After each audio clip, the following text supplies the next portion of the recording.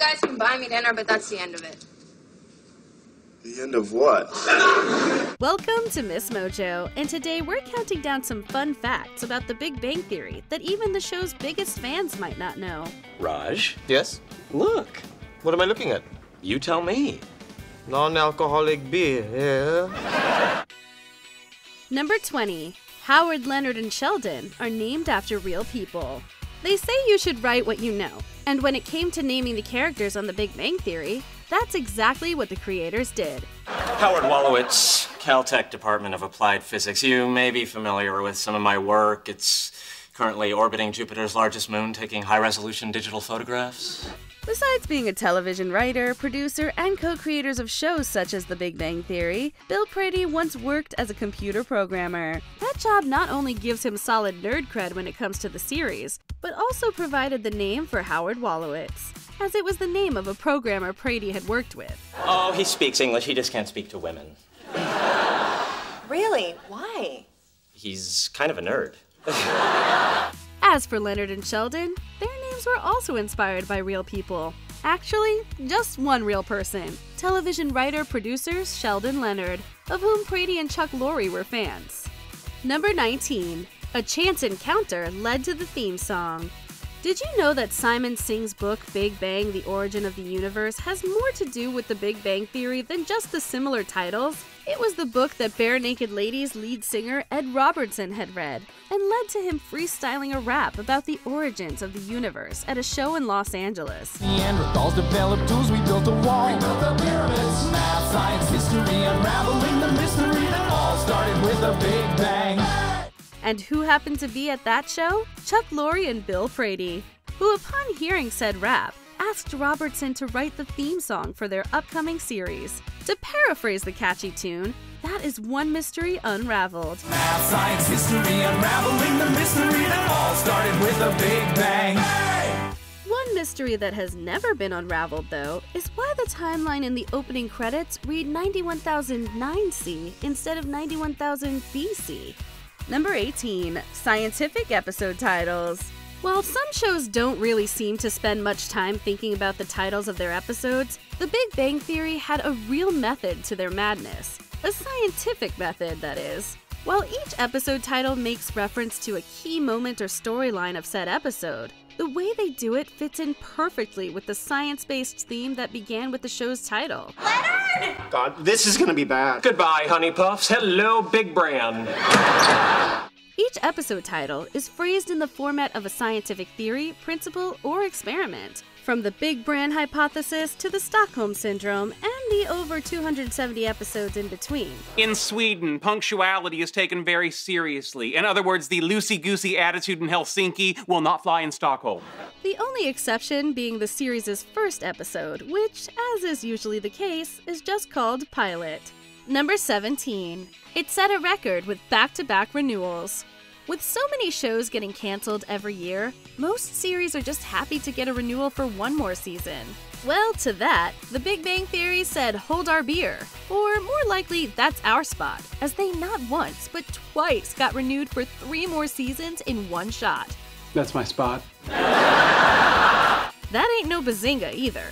In 2011 and in 2014, CBS showed massive confidence in the series' ability to continue dominating network television and gave them 3 more years.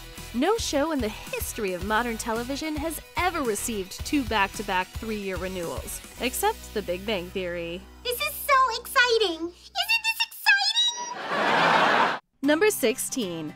Kunal Nair landed his role with his first audition. Will you please turn your shirt off? What? I'm giving myself dramatic entrance music. People will know I'm awesome and to be feared. If watching Penny struggle to become a successful actress on The Big Bang Theory for all those years taught us anything, it's that making it in Hollywood is hard. It takes a lot of patience and lots of auditions, unless you're Kunal Nair, as it turns out. Because as Kaylee Cuoco revealed on the Anna Faris's Unqualified podcast, Big Bang was his first audition. Either his first audition or his first pilot audition. Looks like things really did all start with a big bang for Mr. Nair. And then I moved to Los Angeles to live out the big dream, and I auditioned for a show, and then the show became 9 years later. Number 15. Johnny Galecki might have been Sheldon. Could you imagine Sheldon as a short, curly-haired guy? No? Well, turns out Johnny Galecki couldn't either. Having seen Galecki in various roles on other sitcoms in the past, series co-creator Chuck Lorre knew he wanted him on the show and initially wrote the character of Sheldon Cooper with Galecki in mind. And it was Galecki who turned it down.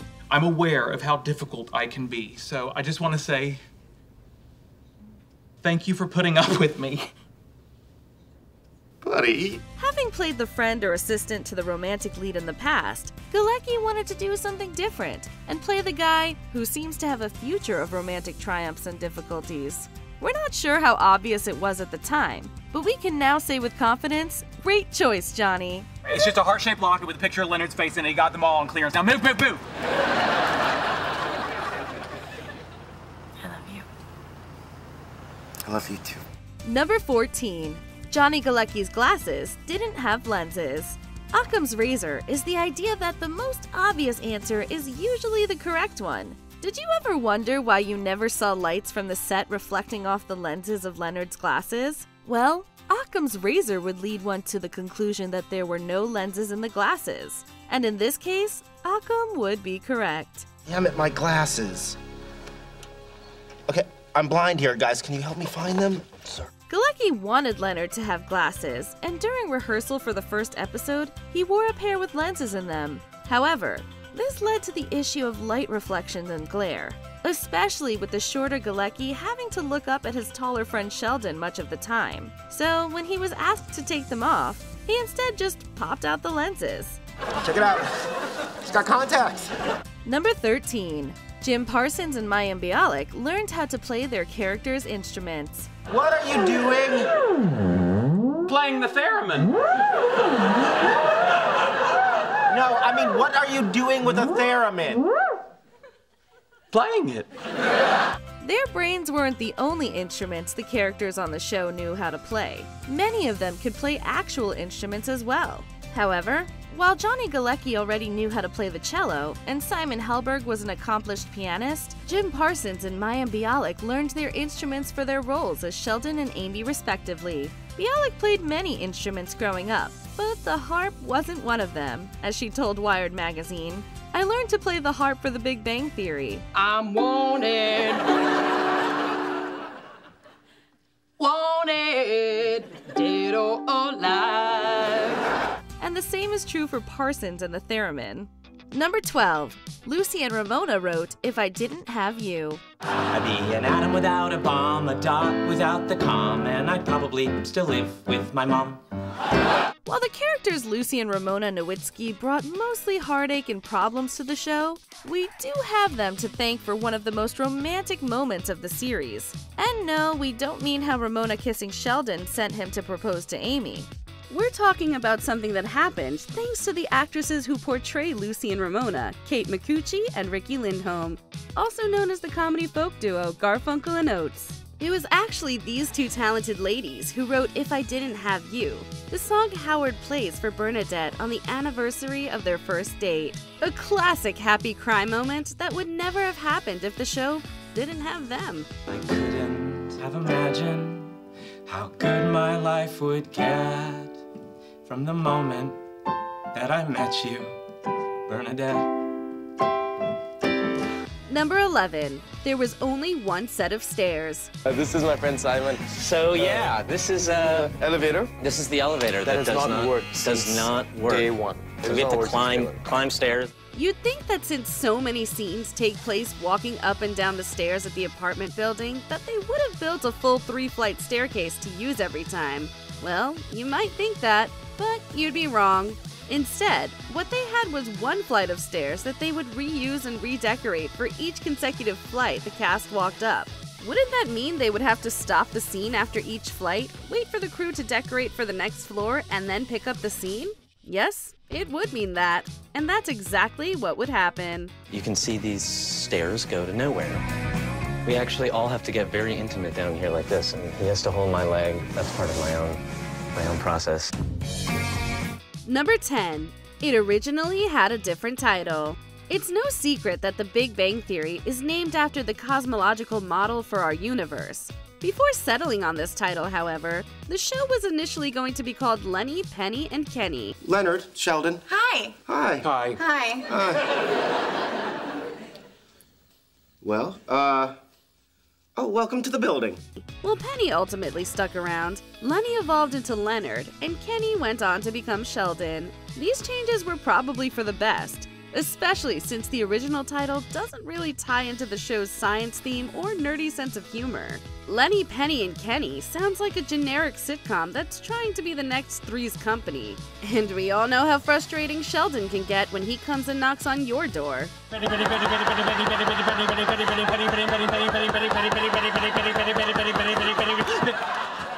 hell is wrong with you? I'm the Flash. I just knocked 30,000 times. Number 9. We still don't know Penny's last name. Audiences knew Penny for 12 years and 279 episodes, but they never heard her full name. After tying the knot with Leonard at the beginning of season 9, Penny adopted the surname Hofstadter. Think that's cheesy. Buckle up. Penny Hofstadter, will you please stay married to me? Yet her maiden name has never been spoken throughout the show's lengthy run. Co-creator Bill Prady has said that Penny's surname would come out of the bag at some point. Executive producer Steve Malaro, on the other hand, insists that her last name will forever be a giant question mark. In other words, Sheldon could prove the string theory before we hear Penny's full name. Your friends are just lovely. Oh, thanks, Mom. Although that Sheldon is a bit peculiar. Is he? I never noticed. Number 8. Mayim Bialik has a PhD. Besides getting you a part on The Big Bang Theory, I was also made the spokesperson of Texas Instruments calculators. So that's what you get with a PhD in neuroscience. Big Bang Theory, and you're the spokesperson for graphing calculators. At the end of season 3, actress Mayim Bialik entered the equation as Amy Farrah Fowler. Given the instant chemistry with Sheldon, it wasn't long until Bialik became a series regular. Long before that, though, Bialik herself was actually referenced in a season 1 episode. Listing off potential candidates for a physics bowl, Rajs suggests the girl from TV's Blossom, noting that she has a PhD in neuroscience. She got a PhD in neuroscience or something. Raj, we're not getting TV's Blossom to join our physics bowl team. How about the girl from the Wonder Years? This, of course, is Mayim Bialik, who broke out into stardom playing Blossom Ruby Russo, and later went on to become a neuroscientist. Interestingly enough, the girl from the Wonder Years would also eventually pop up in the series. Call me Raj. Hey, Raj. Where are you from? The mysterious subcontinent of India. Ooh, India. Number 7. Melissa Rauch based Bernadette's voice on a family member. When actress Melissa Rauch made her debut on the show back in season 3, she noticeably didn't have the cute, high-pitched voice Bernadette Rostenkowski has become iconic for. I couldn't ride a bicycle because my mother was afraid I'd hit a bump and lose my virginity. Oh, wow. You didn't, did you? Not on a bicycle. In a Camry. Rauch would evolve and perfect Bernadette's voice over time, deriving inspiration from a family member. At a PaleyFest panel, Rauch mentioned that Bernadette's voice is tonally very similar to her mother's, but, quote, without the Joyzy. I'll tell you what I want, what I really want. I wanna really be the California Quiznos 1999. Perhaps this is fitting, seeing as how Bernadette and Howard really started to hit it off after swapping stories about their overbearing mothers. Number 6. The show had a science advisor to consult on scripts. Seeing as how the cast of characters includes 2 physicists, an engineer, an astrophysicist, a neuroscientist, and a microbiologist, the writers need to take extra precautions to make sure this show is scientifically accurate. Enter David Salzberg. I'm actually a particle physicist by training, but lately I've been lured a little more into astrophysics and astronomy. And so those of us who find ourselves in this situation are called particle astrophysicists. A physics and astronomy professor at the University of California, Salzberg was a science consultant for The Big Bang Theory from the very beginning. His duties involved checking each script, pointing out any errors, and adding scientific information. And those complicated equations you see on the whiteboards? He's responsible for overseeing those as well. Sheldon Cooper may have an IQ of 187, But Salzberg is the real genius. And so what we have here is the basic diagram of quantum tunneling, which would be basically what's the physics behind that joke. Number 5. An executive producer's co-worker inspired Raj's selective mutism. While Raj has never exactly been smooth with the ladies, at least he can maintain a conversation with them now. Raj struggled with selective mutism for the first 6 seasons, generally requiring alcohol to speak in the presence of women he's not related to. How did you correct for the selection bias? Well, I ran a simulation. Allowed me to correct for the observational efficiency. The idea for this character trait stemmed from the show's co-creator and executive producer, Bill Prady. Prior to the show, he worked for the small computer company as a programmer, and had a colleague who, like Raj, couldn't talk to women without being inebriated. As for Kunal Nair, he obviously has no problem talking to the opposite sex. He's married to former Miss India, Neha Kapoor. Getting married is even more stressful. Yes, yes. Well, it sounds like especially, first of all, we have a photograph here to give people a visual. Your wife is beautiful. Yeah, she's gorgeous, man. Number 4. Penny wasn't in the original pilot. It's hard to believe, but Penny was nowhere to be found in the original pilot. Instead, Leonard and Sheldon cross paths with a hard-boiled woman named Katie, played by Amanda Walsh. What the hell is wrong with you? Leonard, I'm no expert, but in the context of a dinner invitation, it's probably best to skip the discussion of bowel movements. After breaking up with her boyfriend, Katie moves in with the dorky duo. Test audiences didn't respond well to Katie, however, and the network found the pilot underwhelming on the whole. They don't get out much! Still, the creators knew they had struck gold with actors Johnny Galecki and Jim Parsons, so they went back and retooled several aspects, most notably switching out Katie with Penny. The new pilot was subsequently picked up, and the rest is history. Leonard, I'm no expert here, but I believe in the context of a luncheon invitation, you might want to skip the reference to bowel movements. Oh, you're inviting me over to eat? Yes. Oh, that's so nice. I'd love to. Number 3. Jim Parsons has never seen Star Trek. Sheldon Cooper is about as hardcore as Trekkies get. He's dressed up as Star Trek characters on numerous occasions, and practically had a meltdown after attaining some of Leonard Nimoy's DNA. I possess the DNA of Leonard Nimoy? Plus, he knows next-gen actors LeVar Burton and Will Wheaton personally. But ironically, actor Jim Parsons claims to have never even seen an episode of Star Trek. Rather than growing up with the voyages of the Starship Enterprise, Parsons has always been more of a sports guy. When the cameras are rolling, though, Parsons still manages to speak fluent Klingon, demonstrating his incredible versatility as an actor. Did that guy just say revenge is a dish best served cold in Klingon? I believe so. Number 2. The show got sued for Soft Kitty. One of the show's most famous running gags, Soft Kitty, is a song that's known to soothe Sheldon when he's feeling sick or depressed. I will always sing you Soft Kitty. Soft kitty, warm kitty, little ball of fur. This song originated from a Polish lullaby, as was a song called Warm Kitty, written by Edith Newlin. In 2015, Newlin's daughters brought a copyright lawsuit against the companies attached to the show, claiming that Willis Music had published the rhyme in the 1937 songbook. The lawsuit was dismissed in 2017, however, on the grounds that Newlin's heirs had failed to prove that they owned a valid copyright on their mother's work.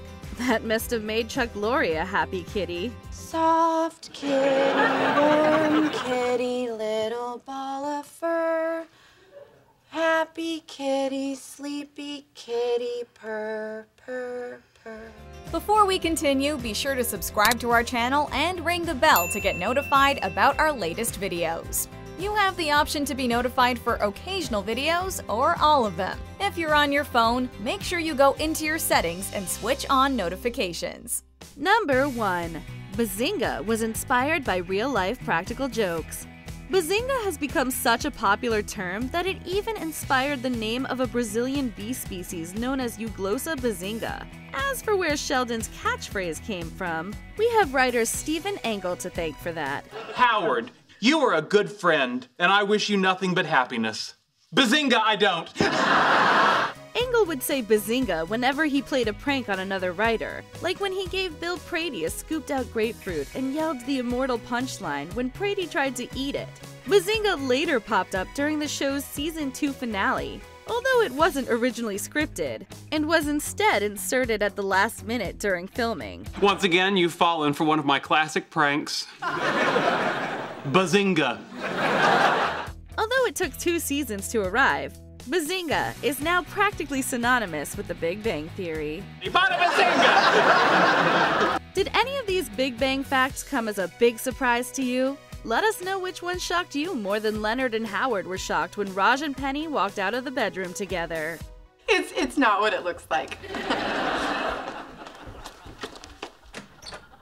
What does it look like? Do you agree with our picks? Check out this other recent clip from MsMojo. And be sure to subscribe and ring the bell to be notified about our latest videos.